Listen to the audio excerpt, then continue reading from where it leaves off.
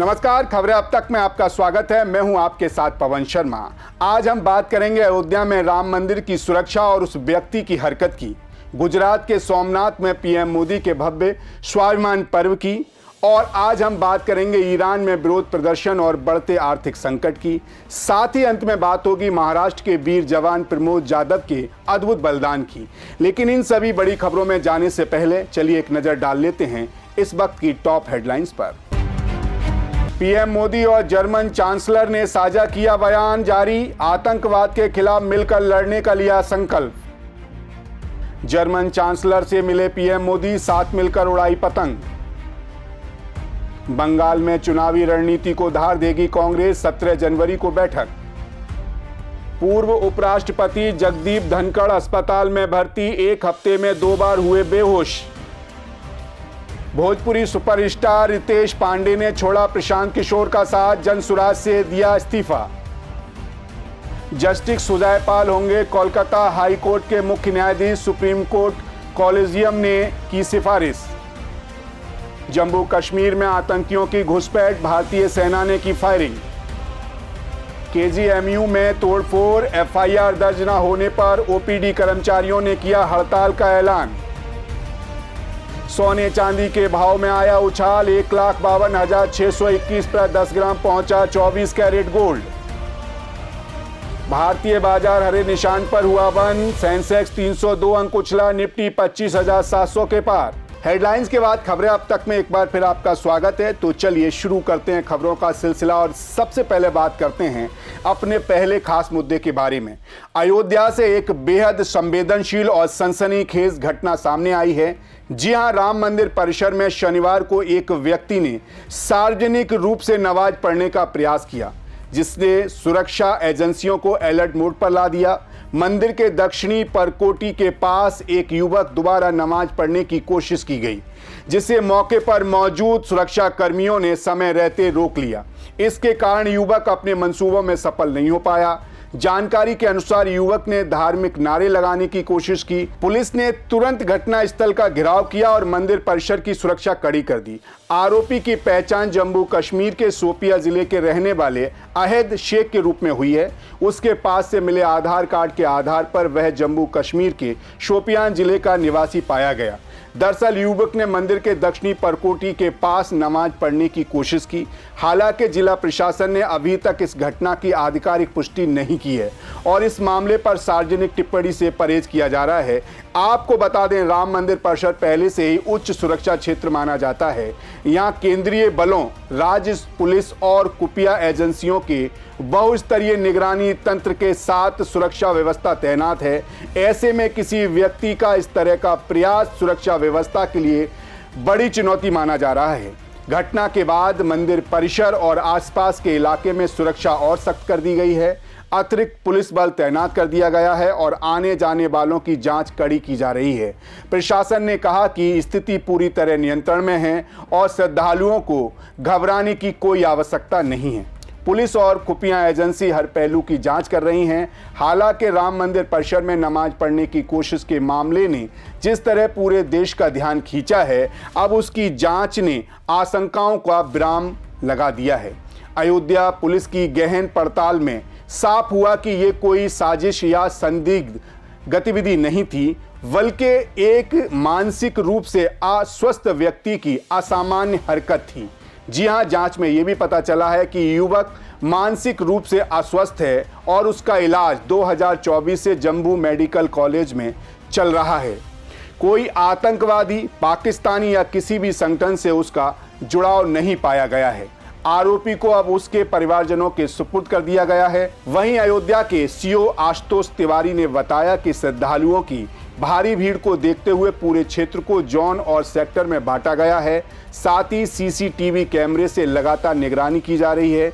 वहीं इस मामले को लेकर भारतीय सूफी फाउंडेशन के राष्ट्रीय अध्यक्ष कशिश बारसी का बयान भी सामने आ चुका है। उन्होंने कहा कि युवक के कश्मीरी होने के कारण प्रारंभिक स्तर पर कई आशंकाएं जताई गईं। हालांकि जांच एजेंसियों की रिपोर्ट के अनुसार अब तक किसी भी प्रकार का पाकिस्तान या आतंकी नेटवर्क से जुड़ाव सामने नहीं आया है। वहीं इस घटना पर कथावाचक देवकी नंदन ठाकुर ने कई सवाल खड़े करते हुए घटना की निंदा की है। सुनिए उन्होंने क्या कुछ कहा। सनातनियों, लो, एक और बहुत बड़ा अपमान सनातन का हो गया। जो राम मंदिर के बनने पर हम लोग सभी उत्साहित, प्रफुल्लित और आनंदित हुए थे, उसी राम मंदिर में आज एक विधर्मी ने नमाज पढ़ने की कोशिश की है और उसी राम मंदिर में उसने कुछ नारे भी लगाए हैं, ऐसा मुझे अब ये भी पता चला है। अब अगर इस विषय पे मैं बोलूं तो तथाकथित कुछ हिंदू, मुझे कोई अन्य कहेगा तो आई डोंट केयर, लेकिन तथाकथित हिंदू जो मुझे नहीं पता किस लोभ में, किस प्रलोभन में, किस स्वार्थ में मुझे हिंदू मुस्लिम करने वाला मानते हैं और बोलते हैं, वीडियो बनाते हैं, गाली गलौज भी करते हैं, सभ्य भाषा का इस्तेमाल भी करते हैं। हालांकि वो करते हैं तो मुझे दुख तो होता है, परंतु मुझे अफसोस अपने ऊपर नहीं, उन पर होता है। वो इसलिए होता है कि वो भी हिंदू हैं, उनके पूर्वजों ने भी रामकृष्ण को कभी तो पूजा ही होगा।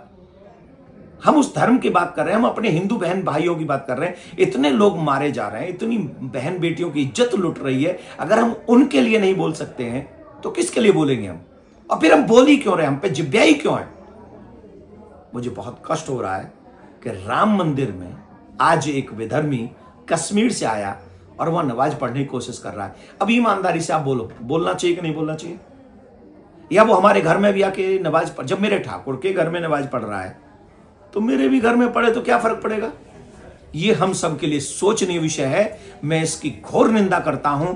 और आज योगी सरकार है, आज मोदी सरकार है। जब आज ये ऐसा प्रयास कर रहे हैं तो जब योगी मोदी सरकार नहीं होगी तब ये क्या करेंगे? मैं दोनों से निवेदन करूंगा, सरकार से निवेदन करूंगा, प्रशासन से निवेदन करूंगा और मैं कोर्ट से भी हाथ जोड़ के निवेदन करूंगा। राम मंदिर में धर्म के विरुद्ध जाकर ये आचरण करने वाले, हमारे धर्म मर्यादा को नष्ट करने वाले व्यक्ति को इतनी कठोर सजा मिलनी चाहिए, इतनी कठोर सजा मिलनी चाहिए कि आने वाली पीढ़ी इस विषय में सोच भी ना सके। दूसरा, उस धर्म के सभी जितने भी धर्मगुरु हैं उन सबको टीवी चैनल पर आकर इसका विरोध करना चाहिए और ऐसे लोगों के लिए फतवा जारी करना चाहिए कि वो इस्लाम में नहीं है। यही इस देश की मर्यादा के लिए उचित है। जय राम जी की। हालांकि ये कोई पहली घटना नहीं है जब राम मंदिर की सुरक्षा में सेंध लगी हो।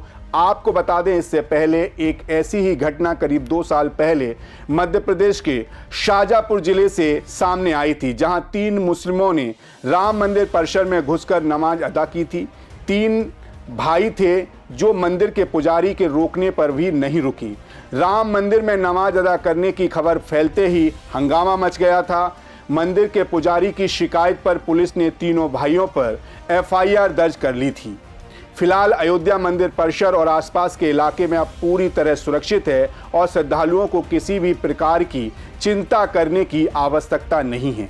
खैर, इसी के साथ खबरें अब तक में रुक करेंगे अगले मुद्दे की तरफ। आज हम आपको लेकर चलते हैं गुजरात के सिर सोमनाथ, जहां इतिहास, आस्था और उत्सव का अद्भुत संगम देखने को मिला। जी हां, प्रधानमंत्री नरेंद्र मोदी ने बीते दिन सोमनाथ स्वाभिमान पर्व में हिस्सा लिया और आस्था के प्रतीक इस मंदिर में शताब्दियों की वीरता और बलिदान की गाथा को याद किया। लेकिन यही नहीं, पीएम मोदी ने सोमनाथ में भव्य ड्रोन शो का उद्घाटन भी किया, जिसके जरिए ऐतिहासिक घटनाओं और हमारे देश की गौरवशाली परंपराओं को आसमान में देखा गया। और तो पीएम मोदी और जर्मन चांसलर फ्रेडरिक मर्जर ने साबरमती रिवर फ्रंट पर इंटरनेशनल काइट फेस्टिवल 2026 में पतंग उड़ाई, भारत की संस्कृति और वैश्विक मित्रता का रंग बिखेरा। आइए देखते हैं इसकी पूरी रिपोर्ट। गुजरात के गिर सोमनाथ में प्रधानमंत्री नरेंद्र मोदी की मौजूदगी में पूरे शहर को उत्सव की लहर में बदल दिया गया। सुबह से ही सड़क के दोनों ओर हजारों की भीड़ पीएम मोदी का स्वागत किया। पीएम मोदी ने सोमनाथ ट्रस्ट की बैठक की अध्यक्षता की और मंदिर परिसर के बुनियादी ढांचे और तीर्थयात्रियों के अनुभव को और बेहतर बनाने की रूपरेखा तैयार की। इसके बाद उन्होंने भगवान शिव के ज्योतिर्लिंग के दर्शन किए और ओमकार मंत्र का जाप किया। वहीं शाम को यहां अरब सागर के किनारे 3000 ड्रोन मदद से भव्य ड्रोन शो हुआ। आसमान में त्रिशूल, ओम, भगवान शिव का तांडव, वीर हमीर जी और अहिल्याबाई होलकर की अलंकृतियां उभर कर आईं। इस 15 मिनट के शो को 40 प्रशिक्षित ऑपरेटरों ने नियंत्रित किया और शो के तुरंत बाद समुद्र तट पर शानदार आतिशबाजी के नज़ारे भी देखने को मिले, जिन्होंने सभी को रोमांचित कर दिया। वहीं सोमनाथ मंदिर में पूजा करने के बाद पीएम ने रोड शो किया। इसके बाद वे सद्भावना ग्राउंड पहुंचे और जनसभा को संबोधित किया। पीएम मोदी ने जनता को संबोधित करते हुए कहा कि सोमनाथ मंदिर का इतिहास विजय और पुनर्निर्माण की यात्रा है। महमूद गजनवी से लेकर औरंगजेब तक कई आक्रमणों के बावजूद सोमनाथ हमेशा खड़ा रहा और आज ये भारत की आस्था और स्वाभिमान का प्रतीक है। यही नहीं, पीएम मोदी को सोमनाथ स्वाभिमान पर्व में त्रिशूल मिला और देश भर के लोगों से अपील की कि इस स्वाभिमान और इतिहास को हमेशा याद रखें, आने वाली पीढ़ियों तक पहुंचाएं। सुनिए पीएम नरेंद्र मोदी ने क्या कुछ कहा। ये समय अद्भुत है, ये वातावरण अद्भुत है, ये उत्सव अद्भुत है। एक और स्वयं देवादिदेव महादेव,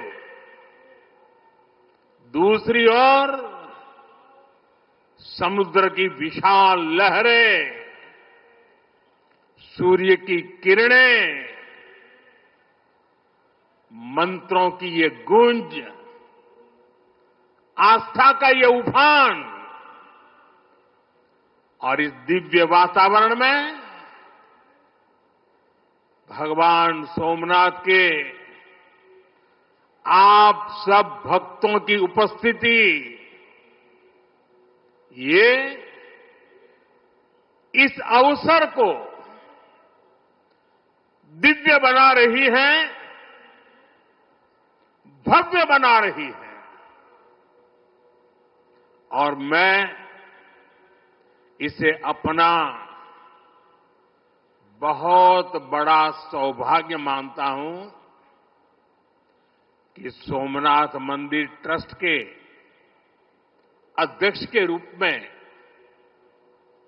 मुझे सोमनाथ स्वाभिमान पर्व में सक्रिय सेवा का अवसर मिला है।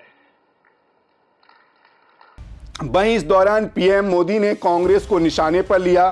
पीएम मोदी ने कहा कि तुष्टीकरण के ठेकेदारों ने इस कट्टरपंथी सोच के आगे घुटने टेक दिए।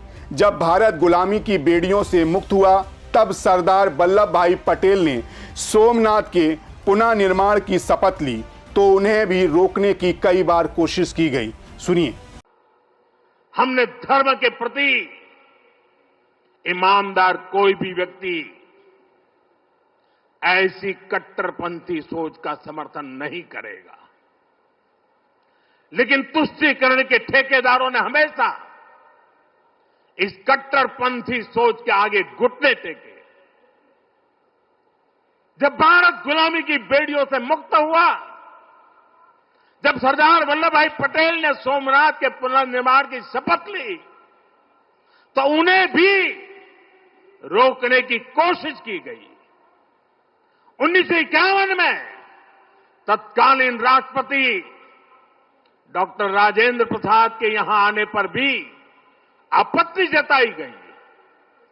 उस समय सौराष्ट्र के सर्वाधिक मशहूर हमारे जाम साहब महाराजा दिग्विजय सिंह जी आगे आए थे। भूमि अधिग्रहण से लेकर सुरक्षा व्यवस्था तक उन्होंने राष्ट्रीय गौरव को सबसे ऊपर रखा था। उस दौर में सोमनाथ मंदिर के लिए जाम साहब ने 1 लाख रुपए का दान दिया और उन्होंने ट्रस्ट के प्रथम अध्यक्ष के रूप में बड़ी जिम्मेदारी निभाई। भाइयों बहनों, दुर्भाग्य से आज भी हमारे देश में वो ताकतें मौजूद है, पूरी तरह सक्रिय है, जिन्होंने सोमनाथ पुनर्निर्माण का विरोध किया। आज तलवारों की जगह दूसरे कुत्सित तरीकों से भारत के खिलाफ षड्यंत्र हो रहे हैं और इसलिए हमें ज्यादा सावधान रहना है। हमें खुद को शक्तिशाली बनाना है, हमें एक रहना है, एकजुट रहना है, ऐसी हर ताकत को हराना है जो हमें बांटने की साजिश रच रही है। वहीं गुजरात में उत्सव का सिलसिला यहीं खत्म नहीं हुआ। पीएम मोदी और जर्मन चांसलर ने आज साबरमती रिवर फ्रंट पर इंटरनेशनल काइट फेस्टिवल 2026 में हिस्सा लिया। दोनों नेताओं ने भगवान हनुमान की तस्वीर वाली पतंग उड़ाई और उत्सव का आनंद लिया। इस दौरान दोनों नेताओं ने द्विपक्षीय बैठक भी की, जिसमें व्यापार, निवेश, शिक्षा, तकनीकी, विज्ञान और हरित विकास जैसे महत्वपूर्ण क्षेत्रों में सहयोग बढ़ाने पर चर्चा हुई। आपको बता दें, अंतर्राष्ट्रीय पतंग महोत्सव 50 देशों के 135 अंतर्राष्ट्रीय प्रतिभागी और 871 गुजरात के स्थानीय प्रतिभागियों ने हिस्सा लिया। ये महोत्सव भारत की संस्कृति, धरोहर और वैश्विक मित्रता का शानदार प्रतीक है। जाहिर है, सोमनाथ ने फिर एक बार साबित कर दिया है कि आस्था, साहस और पुनः निर्माण की गाथा समय की कसौटी पर कैसे खड़ी रहती है।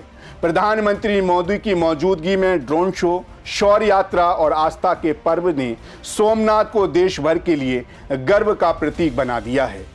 साथ ही साबरमती रिवर फ्रंट पर अंतर्राष्ट्रीय पतंग महोत्सव ने दिखा दिया कि संस्कृति और मित्रता सीमाओं को कैसे पार करती हैं।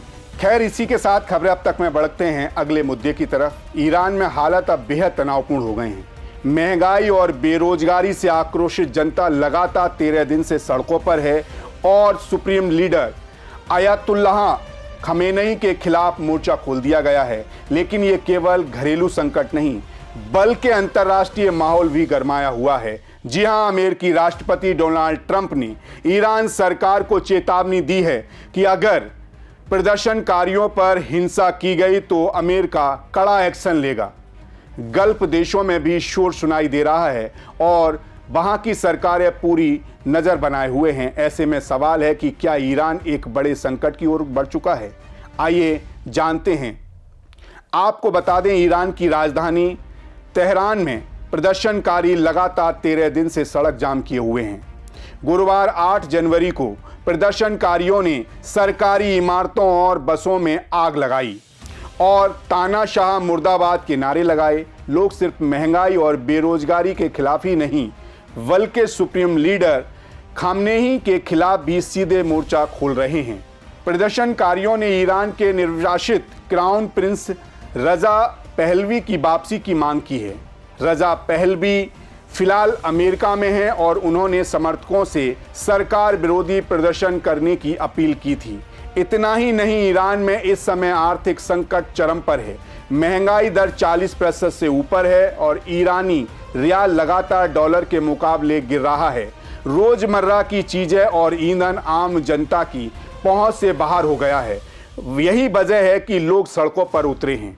वहीं सरकार ने विरोध को दबाने के लिए इंटरनेट और टेलीफोन सेवाएं लगभग 18 घंटे के लिए बंद कर दी थीं। इंटरनेट सेवा धीरे धीरे बहाल की गई है, लेकिन स्पीड इतनी धीमी है कि कोई वीडियो सोशल मीडिया पर साझा आप नहीं कर सकती। वहीं अब तक कम से कम 34 प्रदर्शनकारी और 4 सुरक्षाकर्मी मारे जा चुके हैं। 2200 से अधिक लोग गिरफ्तार किए जा चुके हैं। वहीं इस हिंसा के बीच सुप्रीम लीडर खामनेई ने नेशनल टीवी पर भाषण देते हुए कहा कि ईरान का इस्लामिक शासन कभी झुकेगा नहीं और प्रदर्शनकारियों पर सख्ती जारी रहेगी। उन्होंने अमेरिका पर आरोप लगाया कि वह प्रदर्शनकारियों को भड़का रहा है। वहीं अंतर्राष्ट्रीय मोर्चे पर भी स्थिति गंभीर है। अमेरिकी राष्ट्रपति डोनाल्ड ट्रंप ने ईरानी सरकार को चेतावनी दे दी है कि अगर प्रदर्शनकारियों पर हिंसा की गई तो अमेरिका कार्रवाई करेगा। गल्फ ऑपरेशन काउंसिल, जिसमें सऊदी अरब, यूएई, कुवैत, कतर, बहरीन और ओमान शामिल है, उन्होंने भी हालत पर पैनी नज़र बनाई हुई है। अमेरिका और इजराइल के संभावित हस्तक्षेप की अटकलें तेज हो गई हैं। कहा जा रहा है कि अगर विरोध प्रदर्शन तेज हुए तो ये केवल आर्थिक असंतोष नहीं रहेगा, बल्कि ईरान में सत्ता परिवर्तन की दिशा में पहला बड़ा कदम बन सकता है। रूस के साथ ईरान के अच्छे संबंधों के कारण खामनेई और उनके परिवार के सुरक्षित ठिकानों की अटकलें भी चल रही हैं। आपको बता दें, ये पहली बार नहीं जब सरकार की तानाशाही के खिलाफ इस तरह के प्रदर्शन हुए हों। पिछले 27 साल में ईरान में कई बड़े आंदोलन हुए। 1999 में प्रेस ऑफ मीडिया की आज़ादी के लिए, 2009 में राष्ट्रपति चुनाव में धांधली के विरोध में, 2019 में ईंधन कीमतों के विरोध में, 2022 में महिलाओं की आज़ादी और हिजाब विरोध में। हर आंदोलन की अलग वजह थी, लेकिन मूल कारण सिस्टम और सरकार से जनता की निराशा रही। और अब 2026 में मुख्य वजह महंगाई और आर्थिक असंतोष है।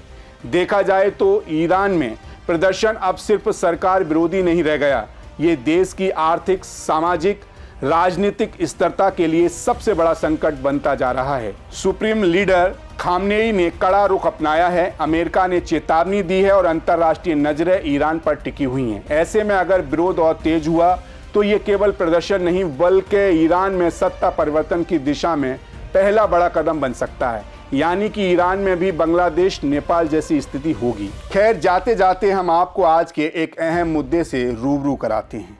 आज हम आपको एक ऐसी कहानी दिखाने जा रहे हैं जिसने हर किसी का दिल छलनी कर दिया।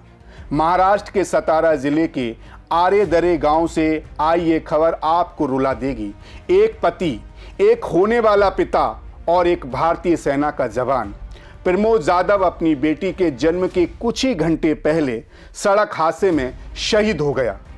उनकी पत्नी स्ट्रेचर पर लेटी थी, हाथ में नवजात बेटी थी और सामने, उनकी आंखों के सामने उनका पति उनके जीवन की आखिरी विदाई ले रहा था। ये नज़ारा देखकर वहां मौजूद हर किसी की आंखें नम हो गईं। आपको बता दें, भारतीय सेना के हवलदार प्रमोद जाधव शुक्रवार रात करीब 8:30 पर सड़क हादसे में शहीद हो गए।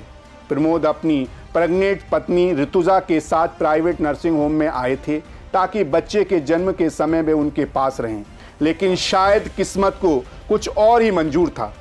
सतारा शहर के बड़े गांव फाटा में एक मिनी ट्रक ने उनकी बाइक को टक्कर मार दी। अस्पताल ले जाते समय ही प्रमोद जाधव की मृत्यु हो गई।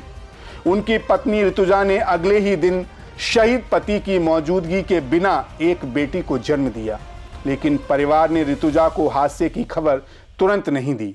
नवजात बच्ची और मां को बाद में शहीद जवान के अंतिम संस्कार के लिए ले जाया गया। अंतिम संस्कार के दौरान ऋतुजा स्ट्रेचर पर लेटी हुई थी, वहीं हाथ में केवल 8 घंटे की नवजात बेटी थी और सामने उस पति देश की सेवा करते हुए शहीद हो चुके थे। इस नज़ारे ने वहां मौजूद हर शख्स का दिल भर दिया। प्रमोद जाधव 2014 में सेना में शामिल हुए थे। वे अपने माता पिता के इकलौते बेटे थे, अपने परिवार की पूरी जिम्मेदारी निभाते थे। उनके शहीद होने के बाद पूरे गांव, परिवार में शोक का माहौल है। सेना ने प्रमोद जाधव को राजकीय सम्मान के साथ अंतिम विदाई दी है। बंदूकों की सलामी उनके समर्पण और बलिदान की गवाही देती रही। लेकिन इस गूंज में एक परिवार की टूटती दुनिया भी सुनाई दे रही थी। एक वीर जवान, एक प्यारे पति और एक पिता बनने वाले शख्स ने देश के लिए प्राण न्यौछावर कर दिए। उनकी बेटी अब अपने पिता को नहीं देख पाएगी, पत्नी जीवन भर उस खालीपन के साथ जिएगी और माता पिता अपने इकलौते बेटे की यादों के सहारे जीवन चलाएंगे।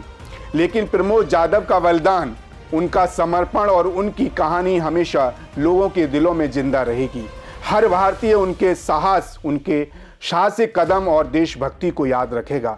आज हम नम आंखों से इस वीर जवान को सलाम करते हैं। तो आज हमने देखा अयोध्या में राम मंदिर की सुरक्षा, गुजरात में सोमनाथ स्वाभिमान पर्व की रंगीन झलक, ईरान में जारी विरोध प्रदर्शन और बढ़ते आर्थिक संकट। ये सभी कहानियां हमें याद दिलाती हैं कि दुनिया में हर पल सुरक्षा, आस्था, संघर्ष और बलिदान के रंग मौजूद हैं। इसी के साथ मैं आपसे लेता हूं विदा। फिर मुलाकात होगी नई खबरों, नए सवालों के साथ। नमस्कार, आप देखते रहिए सी न्यूज़ भारत, हर खबर आपके साथ, आपके यहाँ।